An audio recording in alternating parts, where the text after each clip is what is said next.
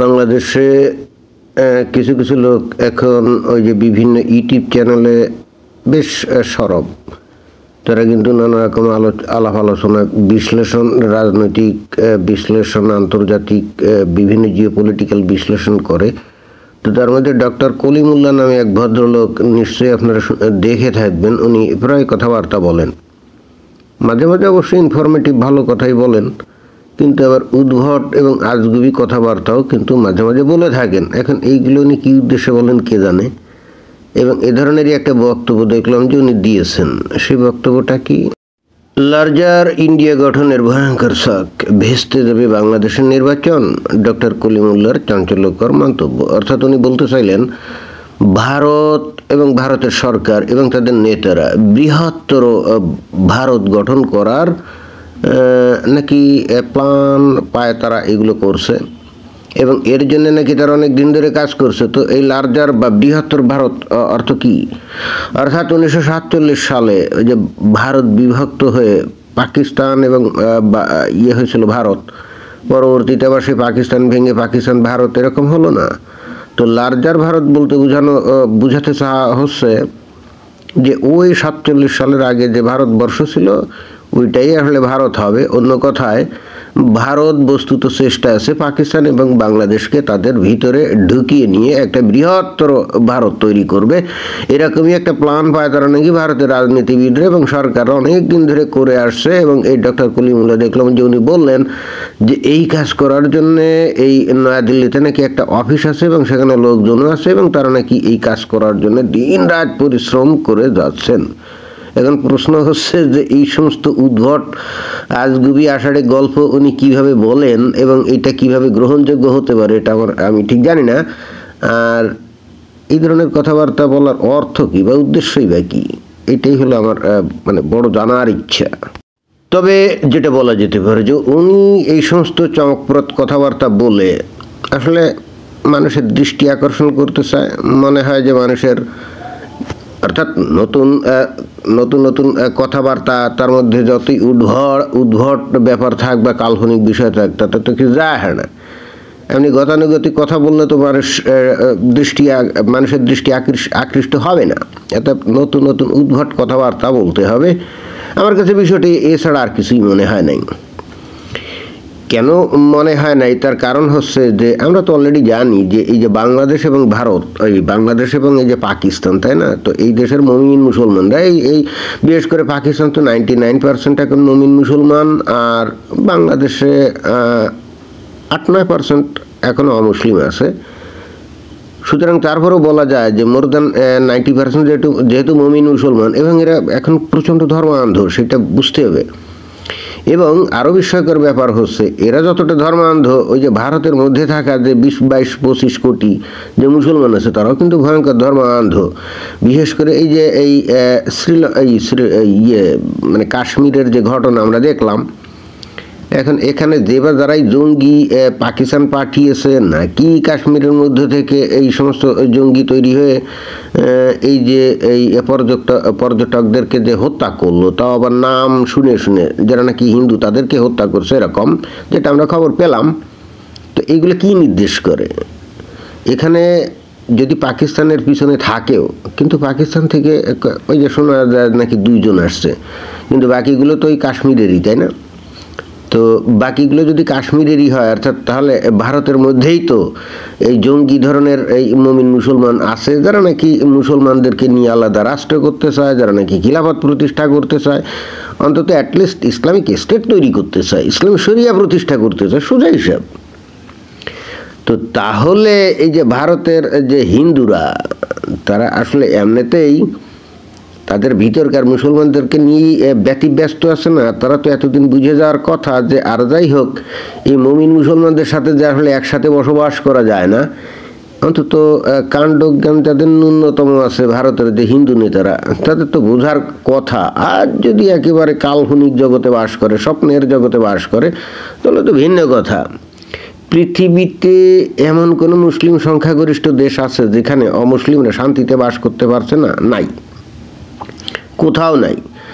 এবং একই সাথে অমুসলিম অধ্যুষিত দেশে যে সমস্ত মুসলমানরা গেছে আমরা দেখেছি যে সেখানে গিয়েই তারা গ্যাঞ্জাম পাকিয়েছে, নানা রকম ঝই ঝামেলা তৈরি করেছে এবং একটা পর্যায়ে নানা রকম সন্ত্রাসী কর্মকাণ্ডেও লিপ্ত হয়েছে। এই যে এক সময় আমরা প্রতিনিয়ত আমেরিকা, ইউরোপীয় দেশগুলোতে এবং ব্রিটেনেও আমরা প্রতিনিয়ত কিন্তু এই মুমিন মুসলমানদের দ্বারা সংঘটিত আমরা সন্ত্রাসী কর্মকাণ্ড আমরা লক্ষ্য করতাম।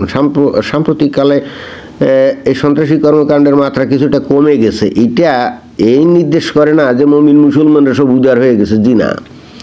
আসলে এখন ইনফরমেশন টেকনোলজি এবং সার্ভেইলেন্স সিস্টেমে বা মনিটরিং সিস্টেমে অনেক উন্নতি ঘটছে, যে কারণে ওই সমস্ত উন্নত দেশগুলো ধরে ফেলে কে বা কারা সন্ত্রাসী কর্মকাণ্ড করতে যাচ্ছে এবং সেই হেতু তারা নিউট্রাল করে ফেলে। এই জন্যই হয় না। অর্থাৎ আমার মূল বক্তব্য হচ্ছে যে মুসলমানদের সাথে অমুসলমানরা কোনোভাবেই শান্তিতে বসবাস করতে পারে না। এটা কমপ্লিটলি ইম্পসিবল। কেন ইম্পসিবল? কারণ মুসলমানরা যবে থেকে আরও বেশি ধার্মিক হওয়া শুরু করছে, আরও বেশি ধর্মান্ধ হওয়া শুরু করছে, তখন থেকে এটা আরও অসম্ভব হওয়ার দিকে ধাবিত হয়েছে। কিন্তু ঘটনা যদি উল্টো ঘটতো, মুসলমানরা যদি ধর্মনিরপেক্ষ হতো, উদার হতো এবং তাদের ধর্মটাকে ভালো করে জেনে শুনে বুঝিয়ে তারপরে যদি তারা মনে করতো হ্যাঁ ঠিক আছে ইসলামের জন্য জীবন দেব বা ইসলামী রাজ্য গঠন করব এবং এরপর আল্লাহকে খুশি করব শুধুই মাত্র মানে আল্লাহর ইবাদত করব শুধুই মাত্র যৌনগেলি করার জন্য, তাই না? খুব সিলি একটা ব্যাপার না? অনেক হয়তো শুনে হাসতে পারে, কিন্তু বিষয়টা কি আসলেই তাই না? ইসলাম পালন করলে মরার পরে বিচার আচার করে যদি বেহেশতে ফেলে দেওয়া হয় একজনকে, তো সেখানে আছে কি হুর, তন্নি তরুণী হুর, কুমারী নারী হুর, 72টা পার হেড, তো তাদের সাথে অনন্তকাল যৌনগেলি করা হবে। তাহলে এই যে মুমিন মুসলমানরা যে ইবাদত বন্দেগী করে বা ইসলাম অনুসরণ করে, মূল উদ্দেশ্য কি? যৌনগেলি করা, তো আর তো কোনো কিছু না। তো একজন সৃষ্টিকর্তা বা ঈশ্বর বা আল্লাহকে একজন মানুষ উপাসনা করবে বা ইবাদত করবে শুধু যৌনকেলি করার জন্য, শুনতে তো খুবই সিলি লাগে। কেন এই কথাগুলো বললাম? এই বিষয়গুলো কিন্তু মুমিন মুসলমানরা খুব ভালো করে রপ্ত করে না এবং এই সমস্ত বিষয় যখন উত্থাপিত হয় না, তখন এরা সাইড কেটে যায় এবং এদের যে স্কলার বা শেখ বা আলেম বা যারা নাকি ইসলাম প্রচার করে বা ইসলামের বক্তব্য দেয়, তারা ভিন্নভাবে বলে টলে এদের মনটাকে অন্যদিকে সাইড করে নেয়, যে কারণে মডারেট মুসলমানরাও দেখবেন যে এই বিষয়টা নিয়ে আলাপ আলোচনা করতে স্বাচ্ছন্দ্য বোধ করে না, but at the same time কিন্তু ভয়ঙ্কর রকমভাবে ধার্মিক বেঈমানদার ব্যক্তি, তাই না? এখন যাই হোক তাই হোক, এই শুধুমাত্র যৌনকেলি করবে এই আশায় তারা আল্লাহকে ডাকে এবং এই জন্যে তারা আরও ধর্মান্ধ। এবং অতঃপর ঘটনা যেটা ঘটে, ইসলামের বিধিবিধান কি? অমুসলিমদের সাথে কোনোভাবেই বন্ধুত্ব বা দোস্তালি করা যাবে না। ওই যে সূরা মাঈদার 51 নম্বর আয়াত, হে মুমিনগণ, তোমরা কখনোই অমুসলিমদের বন্ধুরূপে গ্রহণ করবে না। যদি তোমরা তাদেরকে বন্ধুরূপে গ্রহণ করো তাহলে তোমরা এবং তারা এক হয়ে যাবে। অর্থাৎ অমুসলিমদের বন্ধুরূপে গ্রহণ করলে সে কিন্তু আর মুসলমান থাকবে না এবং তাহলে অনন্তকাল যৌনকেলি করার সুযোগ পাওয়া যাবে না। ক্লিয়ার কাট বক্তব্য, তাই না?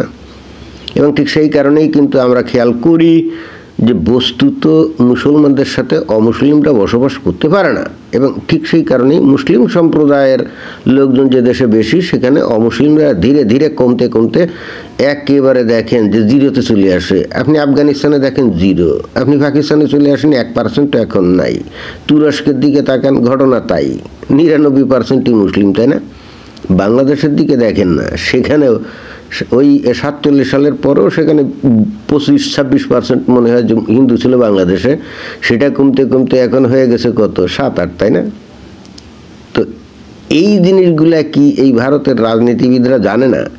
এবং ভারতের রাজনীতিবিদরা এবং সরকার একই সঙ্গে তো খেয়াল করে যে এই পাকিস্তান এবং বাংলাদেশ কিভাবে ধর্মান্ধ হয়ে গেছে এবং তারা প্রতিনিয়ত কিভাবে ভারতকে বিপদের মধ্যে ফেলার জন্যে ভারতের মধ্যে যে সমস্ত মুসলমান আছে তাদেরকে আরও বেশি মৌলবাদী করার জন্য এই পাকিস্তান এবং বাংলাদেশ থেকে কত আলেম ওলামারা ওই বাংলাদেশে গিয়ে তারা ওয়াজ নসিহত করে, তাই না? এগুলো কি দেখে না? এবং এর একেবারে সরাসরি ফলাফল তারা এই কাশ্মীরে দেখে না, যেমন এই যে 26 জনকে হত্যা করলো, এগুলো তো দেখে। অর্থাৎ ভারত নিজেই এখন তাদের দেশের ভিতরকার মুসলমানদের নিয়ে কী করবে এই চিন্তায় ব্যস্ত, তার মধ্যে এই পাকিস্তান এবং ভারতের এই ভয়ঙ্কর ধর্মান্ধ জনগোষ্ঠী নিয়ে বৃহত্তর ভারত গঠন করবে, এই ধরনের চিন্তা চেতনা ভারতের কোনো নেতা করবে? মানে একেবারে নিছক মূর্খ এবং একেবারে উন্মাদ যদি না হয় ভারতের কোনো নেতা, তাহলে এই ধরনের চিন্তাভাবনা তারা করবে না। তবে হ্যাঁ, অবশ্যই আমি কিন্তু একটা জিনিস বলতে পারি, যদি কোনোদিন ভবিষ্যতে এই যে পাকিস্তান এবং বাংলাদেশের মুমিন মুসলমানরা যদি উদার হয় এবং ধর্মকে নিয়ে যদি এত উন্মাদনা যদি তাদের মধ্যে না থাকে, অর্থাৎ আমি যেটা বলতে চাচ্ছি, যদি উদার হয় এবং ধর্ম নিয়ে যদি বাড়াবাড়ি করা তার কোনোদিন কোনো কালে বন্ধ করে এবং ধর্মটাকে জেনে যদি উপলব্ধি করে যে শুধুমাত্র যৌনগেলি করার জন্য আল্লাহকে ডাকতে হবে, আবার কেমন ধর্ম, এই রকম প্রশ্ন যদি তাদের মধ্যে উদিত হয়, তাহলে অটোমেটিক্যালি তারা কিন্তু উদার হয়ে যাবে, ধর্ম নিয়ে কিন্তু আর বাড়াবাড়ি করবে না। ধর্ম না দেওয়া তো অনেক দূরের ব্যাপার। অর্থাৎ এই রকম যদি হয়, তাহলে এই বাংলাদেশ এবং পাকিস্তানের জনগণ এমনিতেই তখন চিন্তা করবে আমাদের বৃহত্তর ভারত গঠন করলেই তো সুবিধা, তাহলে গোটা পৃথিবীতে অনেক প্রভাব প্রতিপত্তি অর্জন করা যাবে। কিন্তু আমার মনে হয় না যে কিয়ামতের আগে এই ধরনের ঘটনা ঘটবে, অন্তত অ্যাটলিস্ট আমার সেরকম মনে হয়। কারণ এই মুসলমানদেরকে নিয়ে বা তাদের ধর্মকে নিয়ে খুব বেশি কাজ কারবার করা হয়, অ্যানালিটিক্যালি আলাপ আলোচনা করা হয় আমি দেখি না। এবং যারাই নাকি এগুলো করতে চায় তাদেরকে যে ইসলামোফোবিক, ইসলাম বিদ্বেষী, মুসলিম বিদ্বেষী, রেসিস্ট ইত্যাদি বলে তাদের কণ্ঠকে থামিয়ে দেওয়া হয়। সুতরাং সব দিক দিয়েই কিন্তু মুসলমানরা হলে বিপদের মধ্যে আছে। মুসলমানরা নিজেরাও কিন্তু তাদের ধর্ম নিয়ে আলাপ আলোচনা করে না, অ্যানালিটিক্যালি চিন্তাভাবনা করে না, আলাপ আলোচনা করে না। আর বাইরে থেকে কেউ যদি করে তাহলে ইসলামোফোবিক বলে তার কণ্ঠকে থামিয়ে দেয়। এটা আমার মনে হয় যে আন্তর্জাতিকভাবে এই মুসলমানদের নিয়ে একটা ষড়যন্ত্র আছে। অর্থাৎ অন্য কথা আমি যেটা বলতে চাচ্ছি, পুঁজিবাদী বিশ্বের একটা লক্ষ্যই হলো যে মুসলমানরা যাতে মূর্খ থাকে, ধর্মোন্মাদ থাকে, তাহলে অন্তত মুসলিম দেশের সম্পদগুলো তারা কুক্ষিগত করতে পারে। এই ধরনের একটা আন্তর্জাতিক ষড়যন্ত্র আছে। বাট মুমিন মুসলমানরা সেটা অবশ্য বুঝতে মানে ব্যর্থ। আমি জানি না কেন ব্যর্থ, শিক্ষিত লোকজনও দেখি বোঝে টোঝে না, আর বুঝাতে গেলে তারা বুঝতে চায়ও না, বরং আর খেপে যায়। অর্থাৎ আপনি মুসলমানদের ভালোর জন্য কথা বলবেন, ওরা কিন্তু ভালো হিসাবে নিবে না, ওরা আপনাকে ইসলামোফোবিক বলবে, ইসলাম বিদ্বেষী বলবে, মুসলিম বিদ্বেষী বলবে, বুঝছেন তো? যারা তার নিজেদের পায়ে নিজেরাই কুড়াল মারতে চায় এবং যদি কেউ সেই কুড়াল মারা বন্ধ করতে চায় তাদেরকে এই মুসলমানরা শত্রু মনে করে, তাদের কবে চক্ষু উন্মীলিত হবে, জ্ঞানের আলো উন্মীলিত হবে আমি জানি না আদৌ কোনোদিন উন্মিলিত হয় কি না, হবে কি না।